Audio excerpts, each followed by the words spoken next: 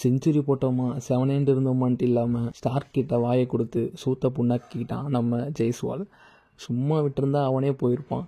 அவனை கூப்பிட்டு தம்பி வந்து பொறுமையாக வருதுன்னு சொல்லி அவனை ட்ரிகர் பண்ணி அதுக்கப்புறம் தொடர்ந்து 3 வாட்டி அவங்ககிட்ட அவுட் ஆகி தேவையா உனக்கு இதெல்லாம்? அந்த விஷயம் 2 பேருக்குமே சைக்கலாஜிக்கலாக அஃபெக்ட் பண்ணியிருக்கோம். எப்படின்னா ஸ்டார்க் இவன் விக்கெட்டை எடுத்தே ஆகணுன்ற ஒரு வெறியோடே வந்திருப்பான். அதுதான் ஜென்ரலாகவே ஆஸ்திரேலியனோட மைண்ட் செட். அதேமாரி ஜெய்ஸ்வால் ஒரு சின்ன பயம் அண்ட் தயக்கம் இருக்கும். இவன் பாலை பார்த்து ஆடணும், பொறுமையாக ஆடணும், இவங்கிட்ட நம்ம விக்கெட்டை கொடுத்துடவே கூடாது அப்படின்ட்டு. இப்படியோ அந்த மைண்ட் கேமில் ஜெயிச்சது ஸ்டார்க் தான். பார்ப்போம் அடுத்த மேட்ச்சில் இருந்தாச்சும் ஜெய்ஸ்வால் ஒழுங்காக அவன் கேமில் கான்சன்ட்ரேட் பண்ணுறான்னான்னு. இன்னொருத்தன் அதுக்கு மேலே நான் தலைகீழாகத்தான் குதிப்பேன்ற மாதிரி ரோட்டில் போகிற ஓனை எடுத்து வெட்டிக்கலை விட்டுட்ட கதையாக 4th ஸ்டெம்பு 5th ஸ்டெம்பு பாலெல்லாம் சேஸ் பண்ணி அவுட் ஆகிட்டு இருக்கான். டீம்லே சீனியர் நீ தான் கொஞ்சம் ஈகோவெல்லாம் ஓர வச்சுட்டு கொஞ்சம் பொறுமையாக பொறுப்பாக ஆடணும். நீ ஏன் இப்படி பண்ணால் அது ஒரு பேட் எக்ஸாம்பிளாக இருக்காதா? நீ எப்போ இந்த மாதிரி கவர் டிரைவ் ஆட போய் அவுட் ஆகுன்ட்டு சச்சின் ஃபேன்ஸ் வெயிட்டிங்கில் இருக்காங்க. அவுட் ஆன உடனே சச்சினோட 241 நாக்கு எடுத்துகிட்டு வந்துடுறாங்க. வித்தவுட் கவர் டிரைவ் எவ்வளோ டிசிப்ளினாக எங்கால் ஆடினார் தெரியுமா, அது தெரியுமான்ட்டு. தேவையா உனக்கு இதெல்லாம்? நீயாச்சும் கொஞ்சம் ஈகோவெல்லாம் ஓரமாக வச்சுட்டு ஒழுங்காக ஆடியா? உனக்குன்னு ஆஸ்திரேலியாவில் ஒரு நேம்ஸ் இருக்கியா? அந்த நேம்ஸ்க்கு ஏற்ற மாதிரியாச்சும் ஆடியா? நம்ம புஜரா மாம்ஸ் கூட ஒரு இன்ட்ரெஸ்டிங்கான பாயிண்ட் சொல்லியிருப்பார் கமெண்ட்ரி பாக்ஸில். என்னென்னா நம்ம கோலியோட பேட்டிங் டெக்னிக் அப்புறம் பேட்டிங் ஸ்டைல் எல்லாமே ஓல்டு பாலுக்கு தான் நல்லா சூட் ஆகிற மாதிரி இருக்கும். நியூ பாலுக்கு அது சூட் ஆகாது. அவர் சொன்ன மாரியே கடைசி 2 மேட்ச்சில் பார்த்தீங்கன்னா டக்குன்னு விக்கெட் போகிறதுனால டாப்பில் தான் வந்து பேட்டிங் ஆடுறாரு. நியூ பாலில்.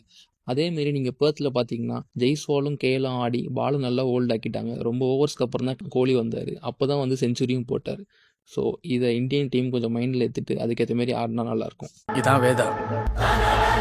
இவன் பேரை கேட்டாலே நம்ம இந்தியன் பவுலர்ஸ்லாம் ஒன்றுக்கு போயிடுவாங்க போல். ஏன்னா அந்த அடி தான் 2 வருஷமாக நம்மளை போட்டு அடிச்சிட்ருக்கான் இவன். அதுவும் ரோஹித் சர்மா கேப்டன்னு சொன்னால் போதும் ஒரே குஷியே ஆயிடுறான். அப்படி என்ன தான் அவன் மேலே இவனுக்கு வன்மோன்னு எனக்கு தெரியல. ஃபுல் கிரெடிட்ஸையும் ஹெட்டுக்கே கொடுத்துட முடியாது, நம்ம இந்தியன் பவுலர்ஸ்க்கும் கொடுத்து தான் ஆகணும். ஏன்னா அவனுக்கு தான் சில ஏரியாஸ் வீக்னஸ்னு நம்ம ஸ்டார் ஸ்போர்ட்ஸில் வேறு போட்டு காட்டுறானுங்க. அதை பற்றாச்சும் ஒழுங்காக போடுங்கடான்னா இல்லை சார் போட்டால் அவுட் ஆகிடுவான் அந்தமாரி தான் போட்டுட்டு இருக்கானுங்க. அது இல்லாமல் நிறையா வாட்டி ஸ்லிப்பில் கேட்ச் போயிட்டுருக்கு. ஸ்லிப்பில் எங்கடா ஆளுன்னு தேடினா நம்ம ரோஹித் மாம்ஸ் அவன் தான் அக்ரெசிவாக ஆடுறான்ல, இதுக்கு அங்கே நிற்க வச்சுட்டுன்னு எல்லாரையும் பவுண்ட்ரி லைனில் நிற்க வச்சுட்டான்.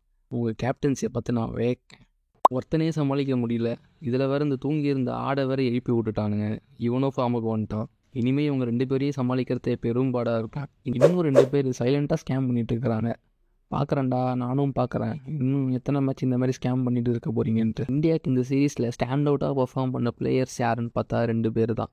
ஒன்று ஜஸ்பிரித் பும்ரா, அப்புறம் கேஎல் ராகுல்.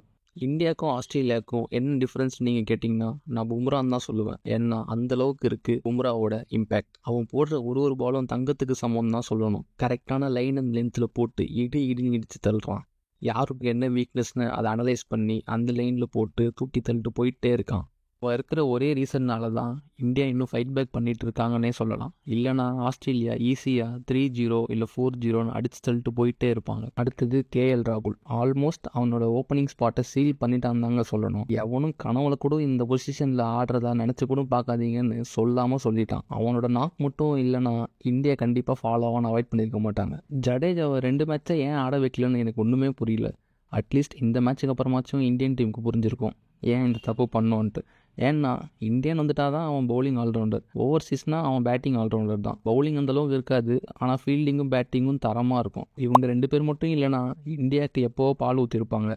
ரோஹித் சர்மா ஃபஸ்ட் இன்னிங்ஸில் ஆகாஷ்தீப் ஒரு 4 கொடுத்ததுக்கப்புறம் மண்டையில் என்னடா இருக்குது அப்படிங்கிறத ஹிந்தியில் கேட்ட மாரி ஒரு வீடியோ பார்த்தேன். செகண்ட் ஹாஃபில் நல்லாவே பர்ஃபார்ம் பண்ணியிருந்தான். நான் பவுலிங்கில் பர்ஃபார்ம் பண்ணிட்டேன், நீ பேட்டிங்கில் என்ன பிடுங்கன்னு கேட்டால் அவன் மூஞ்சி தூக்கி எங்கே வச்சுப்பான். இருந்தாலும் ரோஹித் சர்மா இந்தமாரி பேசுகிறதெல்லாம் கொஞ்சம் அவாய்ட் பண்ணலான்னு எனக்கு தோணுச்சு.